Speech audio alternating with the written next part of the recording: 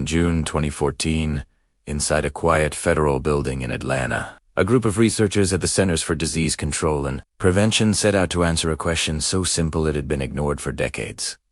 Not what food sells the most, not what food tastes best, not what food trends on social media. One question only. If you strip away marketing, tradition, and habit, what is the single healthiest food on earth?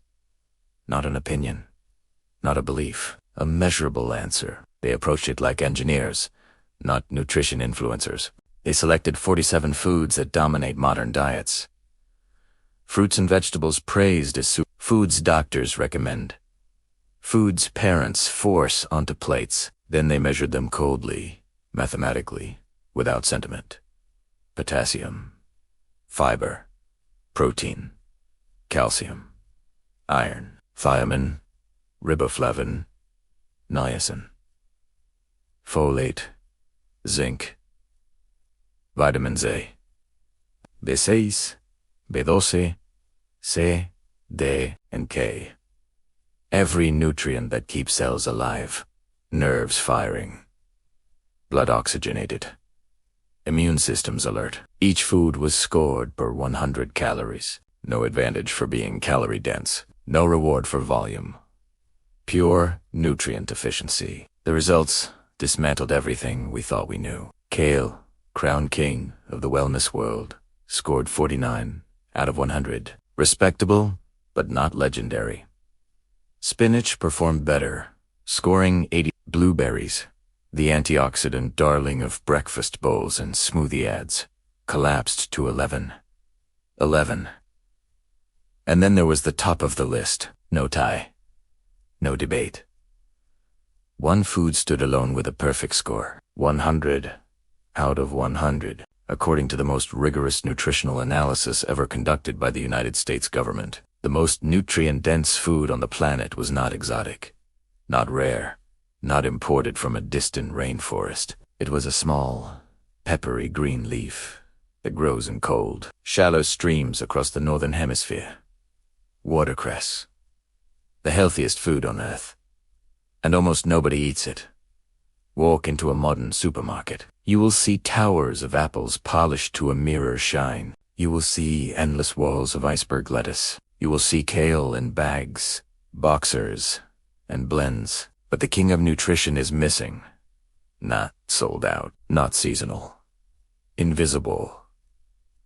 This is not an accident, and it is not a conspiracy. It is something far more unsettling. It is the story of how modern systems quietly erased the best food we ever had. This is the story of the ghost in the produce aisle. To understand how something so powerful vanished, you have to go back to a time when watercress was everywhere, when it was not a garnish, not a specialty item, not a curiosity.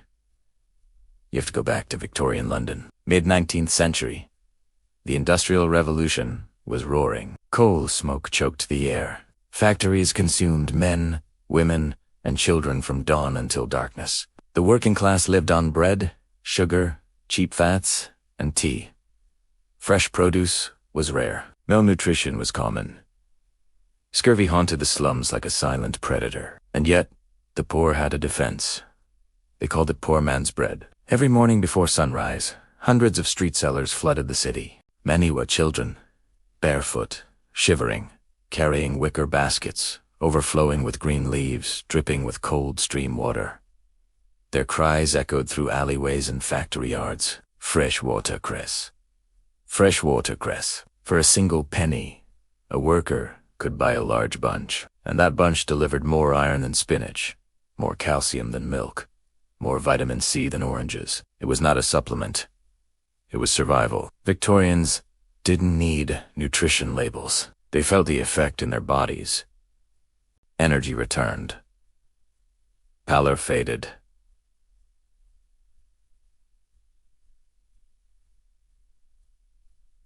Illness retreated. Watercress was medicine disguised as food. It was so important that Britain built infrastructure around it. 50 miles from London, in Hampshire, chalk streams bubbled up from underground aquifers, rich in minerals. Farmers carved precise gravel beds into these streams.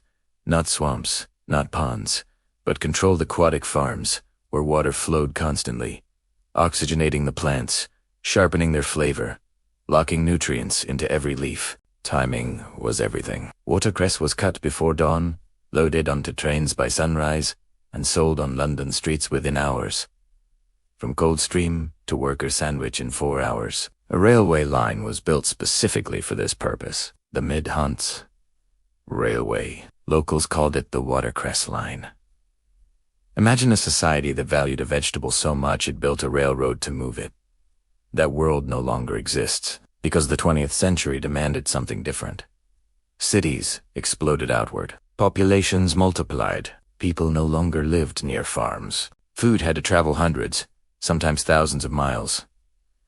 Local systems collapsed under the weight of scale. Nutrition was no longer enough.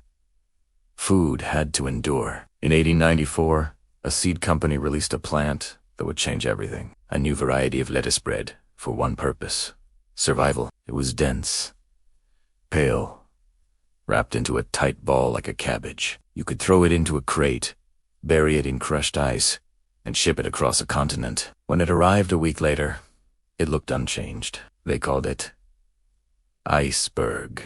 Iceberg lettuce was not a culinary breakthrough. It was a logistical miracle.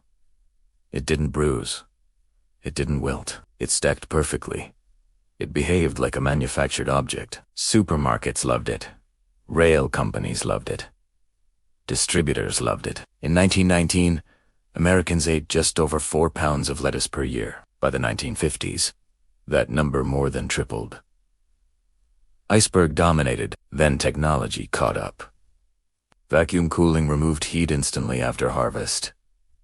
Modified atmosphere packaging slowed decay. By the 1960s, iceberg lettuce could survive nearly a month, picked in California. Stored, shipped, warehoused, displayed, refrigerated again. Still crisp, still pale, still empty. Watercress could not compete. It is 93% water. Its stems are hollow. It relies on flowing streams to stay alive. Cut it, and the clock starts. Hours, not weeks. In a system built around warehouses and 18-wheelers, watercress was a liability. It wilted. It yellowed. It died. When Britain shut down rail lines in the 1960s, including the Watercress line, the final artery was cut. Road transport was slower. Refrigeration helped, but not enough. Iceberg thrived.